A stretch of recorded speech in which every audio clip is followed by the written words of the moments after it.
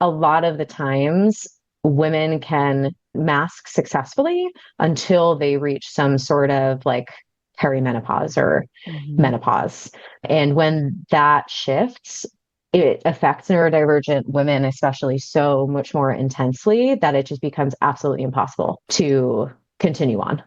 Welcome to the Mindset Mirror Connection podcast, the podcast where we debunk the eat less, move more, shrink more mentality and focus on what really matters, which includes your relationship with your body, food, self-worth, and the behaviors that align with all of those. I'm your host, Christina Hathaway, licensed therapist with specialized training in food and body obsession, certified personal trainer and nutrition coach. At the Mindset Mirror Connection podcast, we believe what you say in your mind, you see in the mirror. So let's have a conversation about that. Before we get into today's episode, I want to make sure you subscribe to this YouTube channel. Also, if you don't want to miss any content that's being dropped, make sure you hit that notification bell as well. I also want to know who are the people you want to hear from on this show and what topics would you like me to continue to cover. Thank you so much for your continued support. Now, let's get into the episode. Well, what's up, guys? Welcome back to the Mindset Mirror Connection podcast. In today's episode, we have a treat and someone that you know and love. We have Deanna Stephenson, aka Deanna Moore, one of my former coaches. Deanna is a licensed marriage and family therapist and the owner of Radiant Life Counseling. Deanna is an expert in all things neurodivergence, and today we are going to uncover everything for our neurospicy girlies like myself. Even if you don't feel like I'm not ADHD or autistic, please listen to this episode because a lot of what I see clients struggle with in regards to routines and mindsets actually can come from this neurospicy continuum. So I'm so excited to have her. Here she is. Ladies and gentlemen, Deanna's here. What's up, girl? Hey, so happy to be here. I know. For those listening, we have had this on the schedule since August, September, but we're here. That's all that That's matters. fair. Yes. This is neurodivergence. Correct. Yes, correct. Neurodivergence and grief, not fun. Not to fun. My brain was like, yeah, no. Where's TikTok? We'll talk about that. For those who are new, Deanna is a former coach of mine and colleague. We went through the same program at Arizona State, the marriage and family therapy cohort. We were in different cohorts, but we met at F45. The craziness of it all. I know the overlap of the worlds. Right. Because one of your best friends was in my cohort in graduate Yeah. school. And Mhm. yeah, it's just so funny how it all came together. But I'm so happy. And today I wanted to have you come on because I've realized that a lot of my clients who struggle with their like diet specifically Mhm. have been through attuned eating programs. They've been through, what is it? Anonymous, Eaters Anonymous, or whatever it is. They've been through everything. But what they haven't actually looked at is what's going on in their brains. And that I've had clients in the past that I've said, hey, maybe we go, check with a Mhm. psychiatrist or someone, because I think that you may be more what we used to call on the spectrum neurodivergent, which sounds so much better. Maybe not better, but you know what I'm saying. I just like it. They come back and they're like, "Oh my goodness, I was diagnosed with ADHD. I've been, put on medication, and my issues with binge eating have reduced." Right? Obviously, there's some behavioral Mhm. aspects to it too. So I thought, let's get the expert on. So here you are. Absolutely. Yeah. Here I am. Here you are. Perfect. So first and foremost, people are like, what is that? And for you listening, like if you're like, I have no idea what this is, just stick around. You'll be like, holy shit, this is me. How would you define neurodivergence? And what do you wish women would understand about it? Absolutely. So, how I would define neurodivergence is basically it just kind of goes back to how our brain works and processes information. And so, there's obviously like neurotypical versus neurodivergent. We hear those Hmm. like words being thrown around, but basically, what it means is like every brain has specific ways that it processes information, manages emotion, attention, responds to stimulation. And neurodivergence means there's this norm that the world has created of like, this is how you process information, you manage attention, you respond to stimulation. And if your brain somehow does those things in a really different way or processes stimulation in a really different way, then you might be neurodivergent. And so, what I wish more women knew is a few different things. One, that it shows up so differently than how the world describes it, especially for men, right? You know, you Mhm. picture even ADHD and you picture like a young boy like running around the classroom. Right.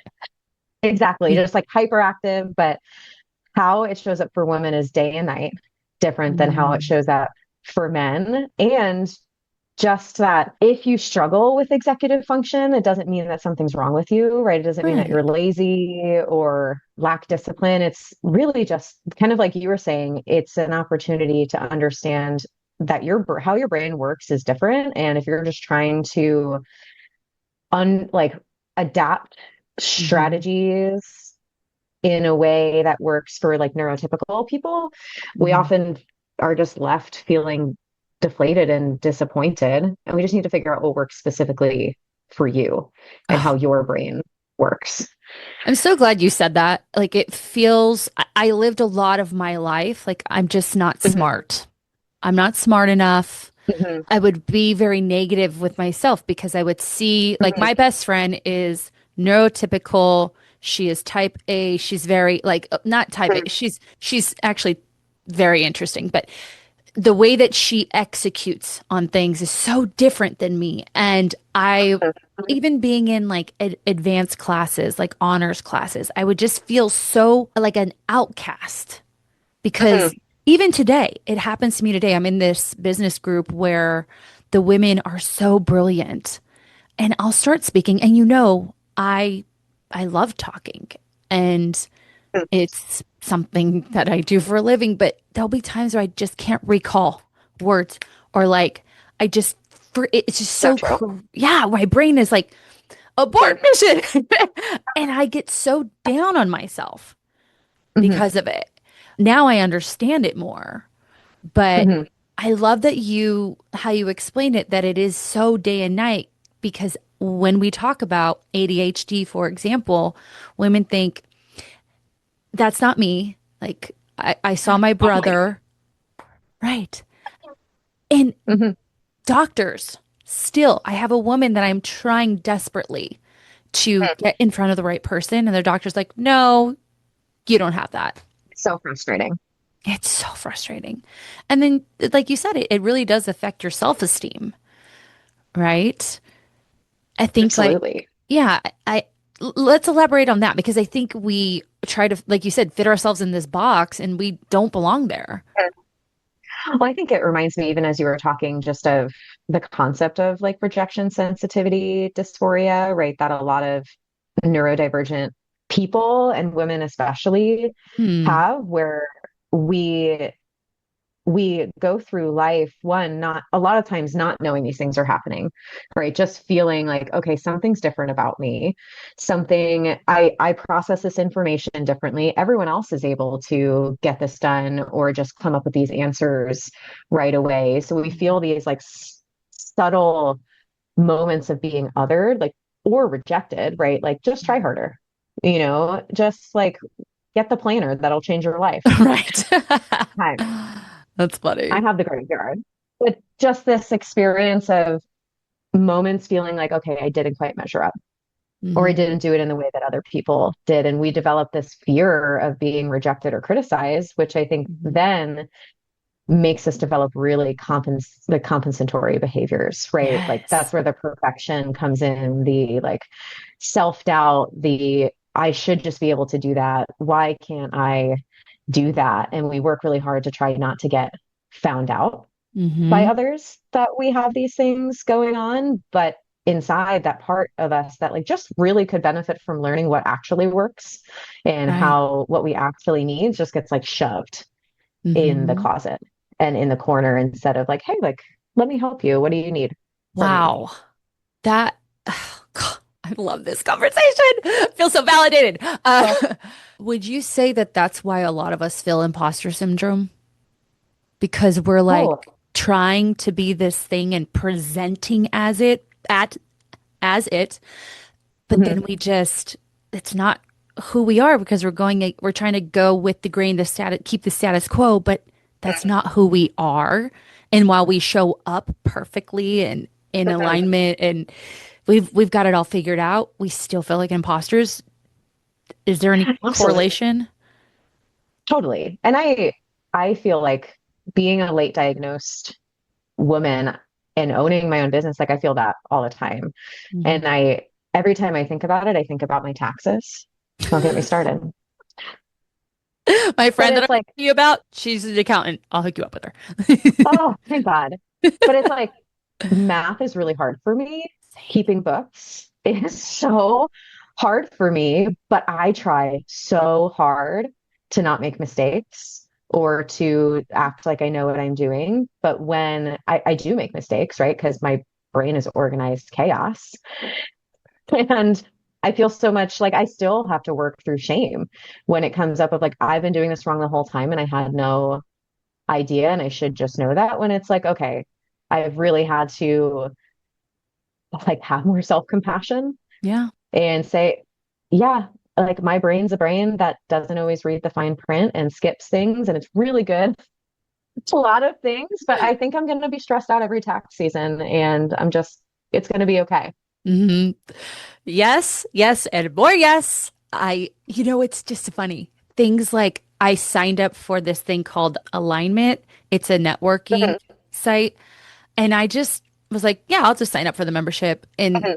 and I was clicking sign up and I'm like, I haven't even read, is this like, are they charging me, every week? Like, and I've gotten in situations like that where I'm like, fuck, now I'm Right. in this membership that I don't even want to be in, so that I've got to go back and it takes more time to be like, no, I didn't read, Mhm. cancel the first month. That's so funny you say that. And also math. But it is, I think for me and my experience was finally accepting that and delegating, right? Giving to others, outsourcing my anything numbers. I mean, you were here where I'm like, I would have clients that I didn't realize because I did what I needed to do, right? That Mhm. one step, and I think in my brain I expect people to just kind of pick up and follow through, Totally. and then they don't. But I don't have the like checks and balances down to see that everything has been paid and da da da. Mhm. So now I have to go back. I'm like, oh my God. Yeah, I've totally been there. So you talked about late diagnosis. I Yes. was diagnosed at 40 Mhm. myself. So why is that? Why do women get diagnosed or maybe identify more with neurodivergence later in life? And how does it like show up later down the road? Absolutely. I feel like there's like three things that come to mind. And first is masking, right? I think women are socialized traditionally differently to mask some of these behaviors, right? Like I talk about when I'm working with my clients and women with maybe ADHD specifically is yes, did the diagnostic criteria say, do you get up out of your seat at trainings? Like, no, I'm not getting up out of my seat at trainings, but I'm asking you, but do you kind of want to die inside? Sitting through a training? Are you picking your fingers apart or biting your nails or twirling your hair? Are you feeling like you could just like jump up? What I'm doing right Yes. now, literally. If you Oh guys yeah. are not I have watching, my little guy. yes, I do this all fucking day. Mhm, I'll have a pen and just trace the back of my hand mhm. all day long. That's crazy. I Absolutely. was doing it right when you said it. Go ahead, sorry. Exactly. Because it's like how hard are we working to stay in our body and not show our discomfort or our needs? And that's just one piece of the puzzle. And like all the things that you don't even realize are like compensation strategies. And also, it goes to the second piece of diagnostic criteria. Like, if you're not getting in front of the right person, like you said, who is trained in how to like see through the traditional ways of it being diagnosed and understand how it shows up specifically in women. I was a therapist. And when I people believed I had ADHD more so. I didn't personally Hmm. first. I was like, no, that's my husband. Right. Like, Of course. poor Will. Not that Like, one. Not Mark. Mark is that's the fair. opposite. But when I moved forward and was like, I started on meds and I was like, wait, I actually don't think this is my whole story. I think I'm also autistic. Hmm. And everyone around me was like, no, like I Yeah. don't see it. And it's okay, right?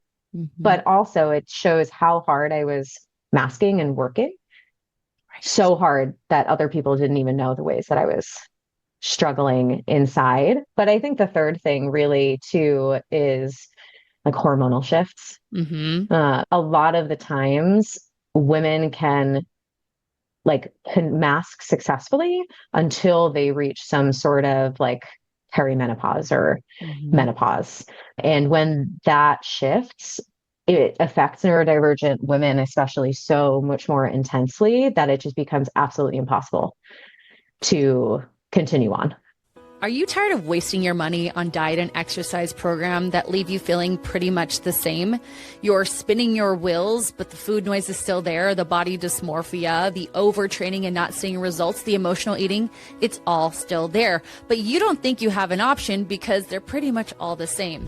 What if the next program you invest in combines therapeutic practice with exercise and nutrition science and behavioral change? What if this program focuses on what you say in your mind so that you can have a better relationship on what you see in the mirror? Hi, I'm Christina Hathaway, licensed therapist with specialized training in food and body obsession, certified personal trainer and nutrition coach, and I'm the founder of the Mindset of Matter coaching program. Here, we see your mind, your body, and your identity as one integrated system and treat it as such. We focus on your self-defeating beliefs and understand how they impact your behaviors and thus the outcomes that you feel stuck in. We do this through the Mindset Method, my psychological curriculum that I've curated with over 15 years experience and adapted it to you, the average woman, and this coaching program. This is one method, one program, one coach, and let's face it, the one area you've probably never done the work on. So if you're tired of spinning your wheels and wasting your money, check out the link below for more information. Yes, I cried at a therapy session. I'm like, I don't know what is happening, but I am, because when I was younger, I realized something was wrong with my brain. And I would do this thing where I'm like, no, stop, come Mhm. back. No, stop, come back. But as my hormones were shifting, and obviously I'm a business owner, Mhm. I was telling my therapist, I'm like, I'm so exhausted. Like, I can't do it. I can't stop and come back anymore. It's so exhausting to me. And, you know, I think too, on top of everything you said, and you've said it so brilliantly, we get to this point where we've put so much load on ourselves, right? Especially around this Absolutely. age. You know, you're business owner, you're a wife, you're maybe a Mhm. mother, you have like my dad was sick, all of these things. And your capacity to manage that load is just shit. So masking Yeah, feels 10 times harder, absolutely. you know? Absolutely. And I so think that's it's, kind of what, sorry, I didn't mean to interrupt you. no, no, go ahead. I said, I think that's kind of what happened to me was I hit a level of like what we call autistic burnout, where Mm, at a certain place, I could no longer sustain. Like, and when I'm really like in that more autistic burnout space, like it's hard for me to like commit to driving places. I hunker down in the things that like feel predictable, right? Like everything has to be planned. And if anybody changes plans on me, I'm gonna lose my shit. yeah. Like I can't handle it. But I reached this place where I was like, I can't keep over functioning in this way anymore. Like something has got to change. And it's a scary thing for women to face it at some point later in life, but I think it's so liberating to finally say like, okay, I got to take the mask off and like what is actually going on behind the scenes and how can I actually build a life that works for me? Yeah. Yeah. I just had the thought, like we talked about toxic resilience on this Mhm. podcast, but what if it's just undiagnosed ADHD? Let me, we didn't really touch on this, but what should women specifically be kind of looking for or be aware of? Like you've given some points of, that I don't process things in a certain way. We talked about kind of like the stimulation, like when I'm Mhm. uncomfortable, like I need to be doing something. What are some other little things that symptom signs that women could be aware of or should be I aware think I think some of the like arenas that I talk about with my clients, one is like executive function, which is like, okay, how do you make decisions and how do you get things done?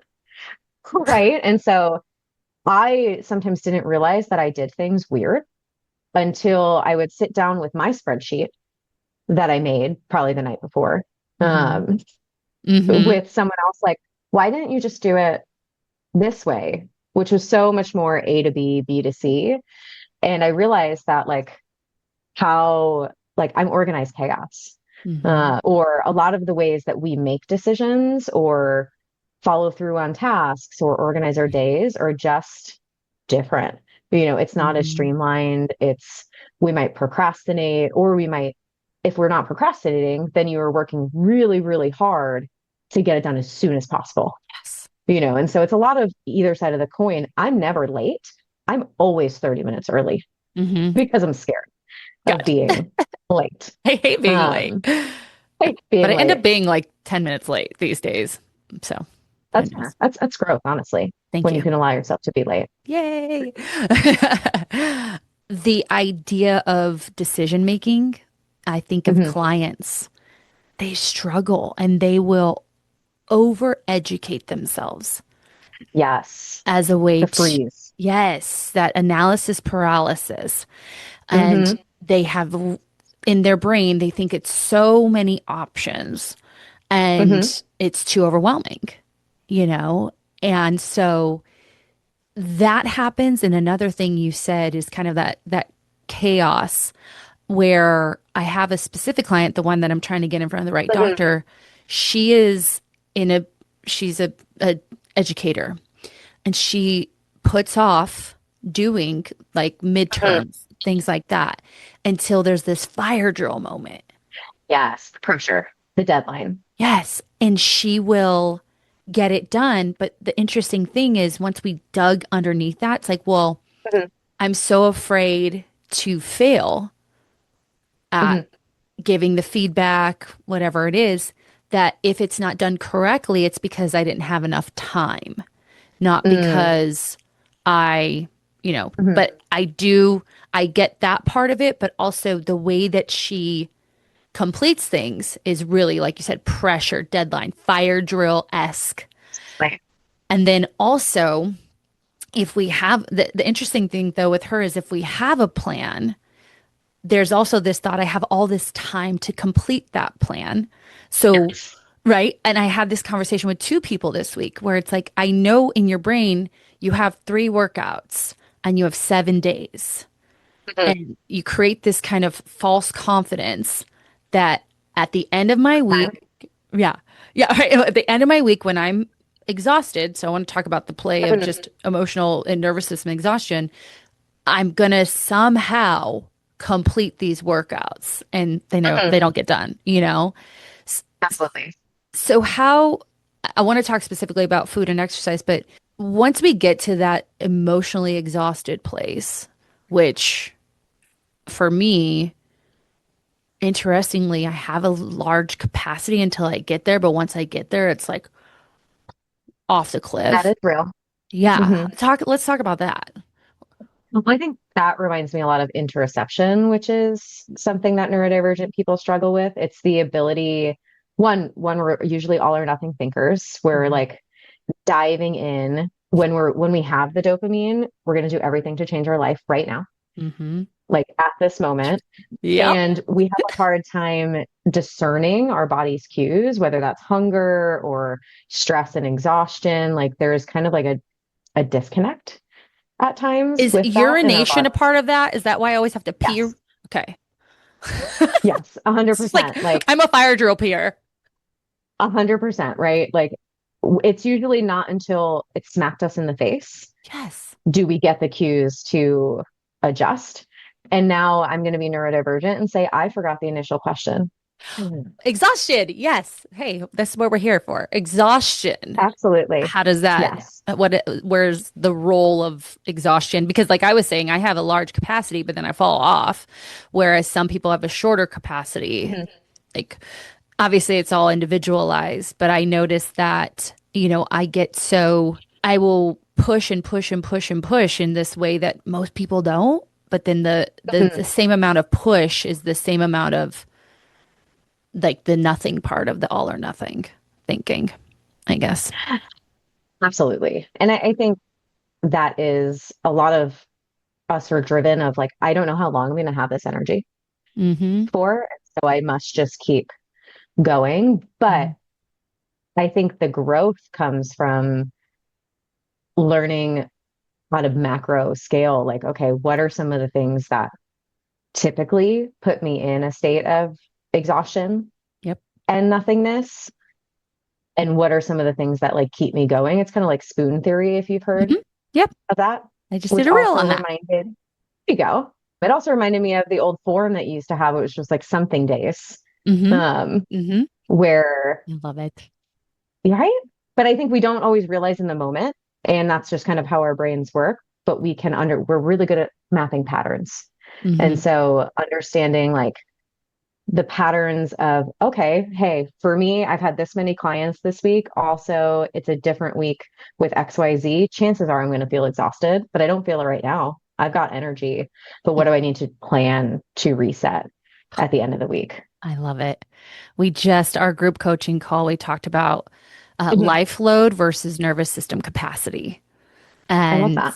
yeah, it was funny because I'm doing this like mobility assessment just to Mhm. update everyone, does a movement assessment when they Mhm. come in. And I wanted to just, get a refresher. And it was brilliant. He talked about that, that your recovery is in the hierarchy of needs when it comes to movement is first. Like your recovery, your sleep, your Absolutely. stress. And he talked about Mhm. load versus capacity. So we adjusted it to the emotions and nervous system and being able to take a step back and say exactly what you just said. Like, Mhm. if this is an out of routine day or week, and I Yeah. have these other variables involved, I can't, Mhm. I don't like the word can't, but like, I need to adjust how Mhm. I'm going to create more capacity and or Mhm. remove some things from the load so that it Yes. balances out, right? Mhm. Instead of, as I said, I just tip over because I'm not Absolutely. finding those tools. Again, I feel so good about. Thank you for this Yeah. session.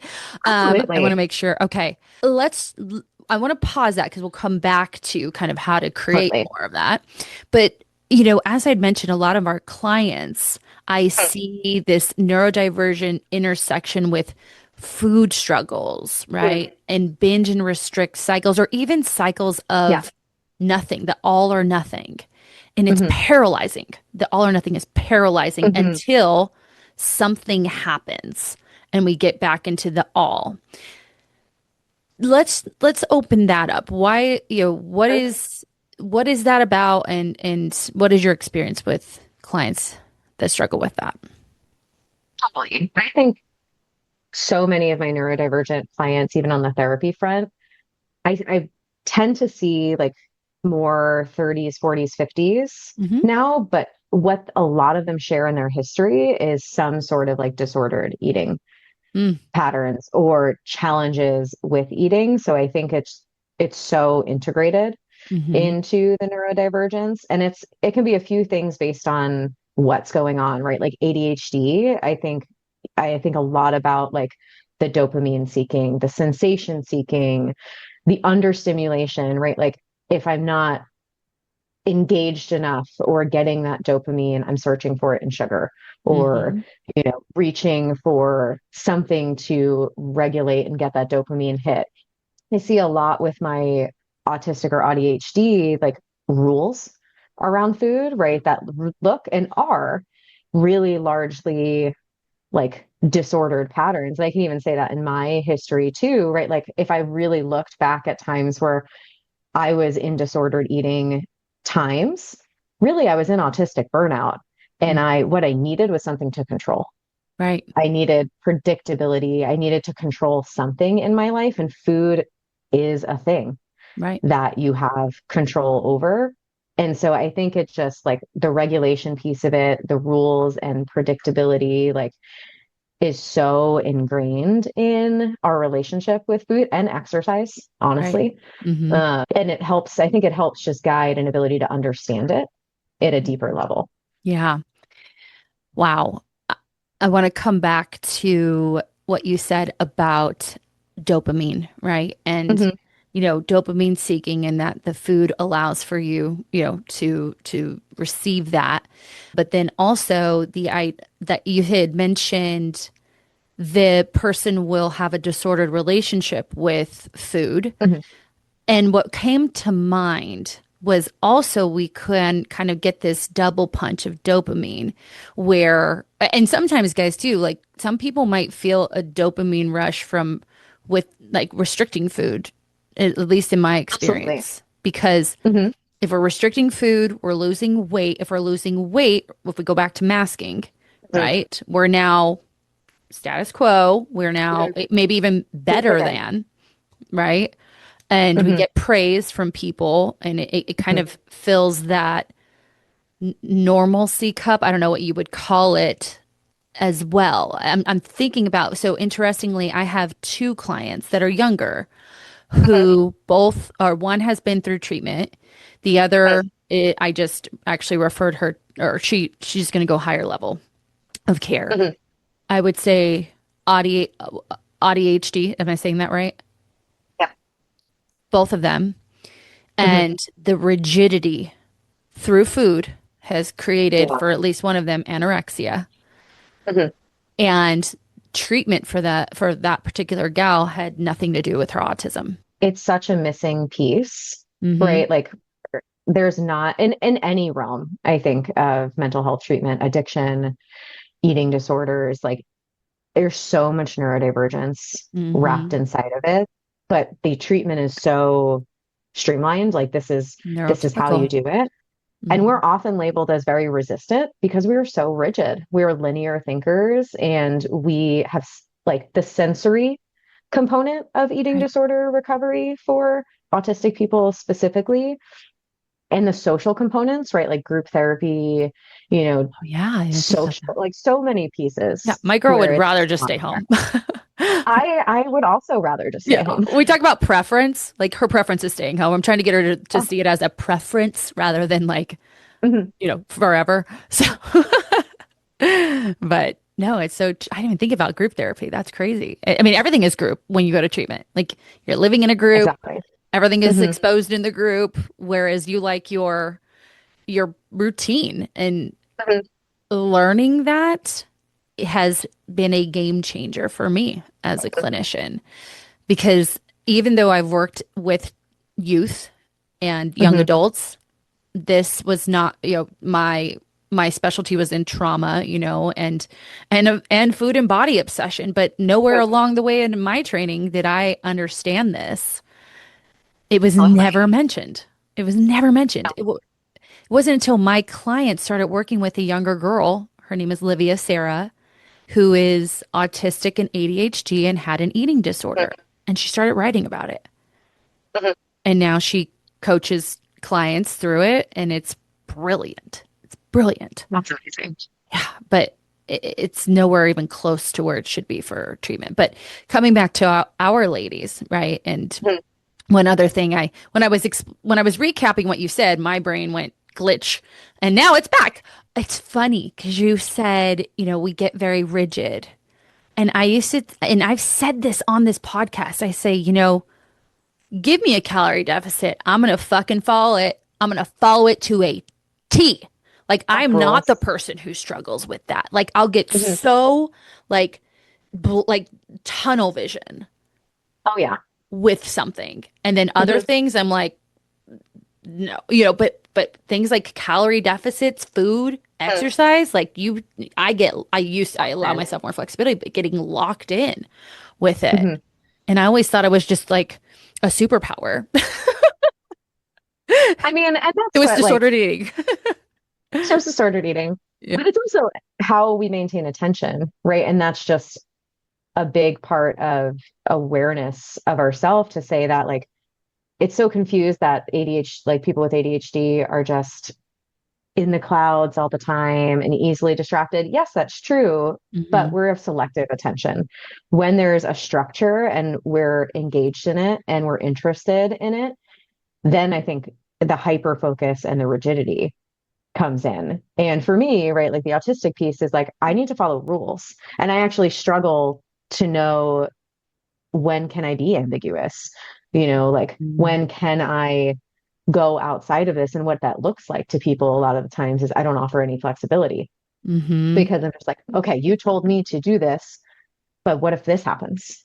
Right. And it's really hard for me to know what's okay and what's not and have that discernment. And I feel like stuck in that at times. And it's a challenge. But I think also there's a component of neurodivergence too that is like the drive for autonomy, where it's like we also don't like to be told what to do. It's like sometimes we want something to follow, but when we lose, and that happens a lot with treatment, when we Hmm. lose choice and freedom and collaboration, then we freak out Yeah. and we're labeled resistant. Wow. I'm so glad that you brought that up. I think about the client who says, just tell me what to do and I will do it. When I have something to follow, I will follow it. And then if something happens to them, I have a client, Nikki, if you're listening, she wants permission to Mhm, have that like go outside of the mhm, plan, which she's been with me long enough to know like I'm not this, drill sergeant. I always want to create that flexibility. absolutely. But that makes sense for those women who are like, I do really well when, you tell me what to do and when to Mhm. do it. And I'm never that person, but also they are usually the ones who then rebel at a certain point. Well, that's that cycle of, and I've gotten to the point with talking to my clients about, yes, that's lovely. And you're in that place where you're so done that you'll do anything, right? You were in that place where like, just give me the structure. I'm getting the planner. I'm changing my life. Mm-hmm. And if we don't do that in a place where you also have autonomy and collaboration and sustainability, there's no point. We're going to burn out in 2 weeks from now. And so I talk with a lot of my clients about like, we're co-captains Yes. here. Like, we need to listen to the voice that's going to come in a couple weeks from now that says like, hey, I'm actually having some like sensory issues here. Hey, something changed in my life and now I have no room to adjust Mm-hmm. to it. And so I think the recipe is like structured flexibility. It's like you're giving, and that's kind of like what you're doing in the program is like you're giving them this foundation to bump Mm-hmm. up against, but also enough individualization to say like, okay, how does this work for me in all seasons? Absolutely. Yeah. And I think it's because I experienced that, and that makes me feel really validated because I know how hard this can feel, especially too, Mhm. we're up against a society who tells everyone that is in our program they need to look a certain way and eat a certain way and Yeah. act a certain way. But then my brain doesn't process that in a certain way. I don't, Mhm. even with goals and goal setting, I know I struggle with completing tasks. I have this whole beautiful new bookcase that I bought, and there is not but two books that I've Mhm. actually completed in that So well, bookcase. Yeah. And one I've read multiple times and not completed. So, in I do that regard, all the time. yeah, it makes me angry though. It makes me I mad at get it. myself. I'm like, could you Hmm. just finish the fucking book? If you would have just finished that book, Hmm. then you can go on to the next. But now with my routine where I wake up and I read, Hmm. I'm reading the Bible, which is very boring. I and the way that this particular book is structured is in days. So it's Bible something a year, like finish the Bible in a year. So it's very short and I'm able to do that, right? So then it got me thinking once I'm done with this, I can come back to these books and maintain that Hmm. same structure. But then, in regards to goal setting and Mhm. decision making and follow through, what I see with my clients is they're like, I'm not disciplined enough. Like me, I'm like, what is your problem? Like, why can't you do this? Mhm. And, creating I like to call it like a system that can bend but not break Absolutely. is important. But also, as I'm saying that, like personally, I'm like, but I need a less bendy system, or if I have too much bend, I'm gonna have a Yeah. bunch of fucking books that are half read. So what do I do? Help me. You're like, what happens? I mean, I think you're on the right track with like the bend and not break, but I think there is just an understanding of flexibility and that our brains just work differently. I was just having this conversation in one of my sessions where it's like, okay, there's a reality that we can't control all the time what's happening around us in life. And sometimes we'll cycle through understimulation and struggling and to know, okay, like when there's more going on in my life, these are the things that usually show up for me and the systems might look different. Mm-hmm. But also like bending and not breaking, I do think we're allergic to structure in a lot of ways. Mm-hmm. But if you can find a structure that works for you, it really does help. But you need also enough room for novelty, right? Like that's what's great Mm-hmm. about what I do is I love to change up my schedule, probably on a quarterly basis because Mm-hmm. I need a structure of working certain days, but I need something to move. I can't Got stay the it. same. Yeah. Yeah. I love that. Yeah, for me, the novelty is I can keep the structure, but like what I put into that might change, because I'm very, I get almost a bit of anxiety if I don't wake up, read. After I read, I do my Panda planner. I get up, I go work Mhm. out, and or I eat something small before I work out, eat after I work out, walk the dog. Like if it's, for a long time, if I didn't do it that way, I was so anxious and like angry. But now Mhm. it's like minimums, as we talked about, or something days. Yes. So there is some flexibility there, but I still struggle at times. I know a lot of our clients struggle with that as well. Absolutely. Let's talk about understimulation. I Yes. had a conversation today with a client Mhm. who said, and she's a former client that's come back. She's had a baby, different season, right? She asks, do you get people who feel so anxious when they're not doing things? She said, you know, I'm so used to being in that chaos that when Mhm. I sit down, I feel terrible. What's up with that? I think it's so interesting how often it probably happens, especially to women with ADHD. Hmm. But I think we so many times just label it as anxiety. So I kind of describe it like I feel like for me, I feel this most on a weekend day. It's maybe a rest day from my workout routine. So I'm not expelling as much physical energy. I don't have 5 clients that day. So there's a lack of structure to my day. And I'm also tired, right? Like I overstimulated and understimulated. I'm tired. I need a break. But I sit down and I feel like this feeling of like ants crawling throughout my body, just this like, and then I'll cycle through the same like 3 things, the 3 apps on my phone, try to watch some TV, try to pick up that book that I'll never ever finish the last 10 pages Right. of, and it's just this like doom space. And it feels like anxiety and largely like in ways it is, right? Like I'm Mhm. tense, like I'm like restless. It's probably that feeling that the kiddos get when they run around the classroom. Right. But what I realized a lot of times that is just like my body and brain are not engaged in the way that's relaxing. Right. And so a lot of my clients, we've had to really redefine like what relaxing with ADHD looks like. And a lot of times it involves like dual stimulation. Like maybe I need to do some like a walk, while I listen Mhm. to a podcast and that's relaxing. Don't overdo it. Or Right. maybe I need to just get out of the house, put my feet on the ground and go run an errand. Maybe I Mhm. need to lightly clean the house, right? Like it seems counterproductive, but it almost takes our brain being engaged in something either interesting or dual, like in dual places Mhm. to be able to calm down the brain that's yelling at you all the time. Right. Because that's another big sign of neurodivergence is like a lot of people, some people can really just like sit and not think. Ain't Mhm. me. No, God, no. What's that? Yeah, it's even, you know, meditating, praying, any of that. I find myself, I'm like, how did I get here?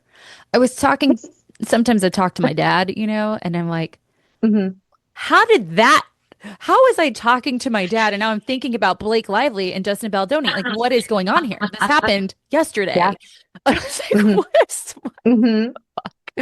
but it is, that's really important. And when I talk about more ways to help build that regulation and flexibility, Hmm. the idea of, I think of someone like knitting and listening to music or like just Exactly. finding what works best for you. Because Yes. for some of my clients, they can do the breath work if it's guided. Because what is that? I'm listening to something and then I'm also actively doing it Absolutely. like physically. So what are some other ways we can build on supporting regulation and flexibility that are easy takeaways that whoever is like, oh my God, this is me, because I know every single one of you are like, this is me. What can they take away? And I think that those are even just some great examples is like, okay, throw out probably the things that are described as normal, Mhm. right? Take like sometimes like taking a bath or just relaxing, like figure out what relaxes you. And maybe it is, right? Like doing something with your hands while you're also listening to something that can like you can input 20 different things Mhm. into that arena. If you are going to do something like meditation and breath work, which are amazing, you probably also have to have that in a way that's guided, right? That removes executive function thinking Mhm. about it. Like, okay, what do I do? How long do I do this for? All decision and plans like that get you in the way, get in the way of relaxing. Mhm. Maybe you need to do it while you're walking. Maybe you need to have a little bit of like somatic energy in your body to be able to focus. I think about like dual stimulation at nighttime. I hear from a lot of my clients where it's like, I just can't go to bed. I'm so anxious. I'm like, are you anxious or is your brain yapping at you because you've run from it all day and you have 92 things and thoughts running through your brain? Turn on the sound machine, turn on a mindless TV show or something that says, like, I give my brain somewhere else to go, something else to focus on so I can quiet it Yeah. down. Yeah, because if you look at the hacks, it's like no light, Hmm. no TV in your room. Yes. I fall Hmm. asleep every night. I'm at like clockwork, but it's to selling mega mansions on Oh, on I HD. love I that for don't even know you. where Mark found this channel. It's like such a random channel. It's not HGTV. It's like another one. Hmm. But that's how I fall asleep. And also, I have one of those sleep masks that have the speakers, so I might have like a some sort of sound on as Yeah. well, which helps, and it's helped me tremendously where now it's become routine. Hey, there that We is. love routine. We love Yes. routine. Yes. And I get, but I still get pissy if I can't, if you're not going to mess with my 8:30 sleep, right? Oh, don't get me started. It's so important. It's so, so important. What are some other things in regards to, you talked about the mind yapping and Hmm. even like self-criticism, perfectionism, what are some things that people can do beyond like dual stimulation to help with the quieting? Is it I think it, quieting or is it just meeting it? I think it's a fair toss up, right? Like you're not necessarily turning that off. You're just giving it a place, you're giving it a place to direct Mm, to, right? Like the mansions, it's like your brain has a place to land. So it's not just this absent space that your brain is filling restlessly. right. And so those thoughts are still there, but they may be better served on your walk in the morning when you're in a productive Mm, space, if that makes sense. Yeah, it makes total sense. Yeah, that makes it like let's kind of put it away for now. When you were talking about the 92 thoughts, I thought of like 92 apps open on my phone. You know, Yep. The it's like tabs on my browser. right. It's like I may not close them all out, but you can always like pull down and scroll and come back to it Absolutely. when you have time. Absolutely. By the way, mega mansions, I believe that they couples are actually actors, so I try to decide if they're actors or not. Ooh, So that's actually where I my love that. brain, yeah, my brain gets distracted Hmm. of this. Are they real or are they not? So I that's what do I love do. that. It's It's great. like enough engagement, but it's not like you're watching an intense TV show where if you lose the plot line, you're going to lose what's happening. Right. It has to be an in between. If I do that, I won't sleep.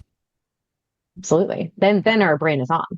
But you said like, what are some other ways to kind Mhm. of regulate or for women to just kind of start to see themselves differently, take care of themselves? And I think it comes back to the first thing to do is just to start to be curious and like pay attention to your body more, Mhm. right? Like if you're seeing yourself in anything that we're talking about, or you're identifying with that feeling of masking or just any of the pieces, I think what really helped me is to start to say, like, okay, how do I actually feel in that situation? Mhm.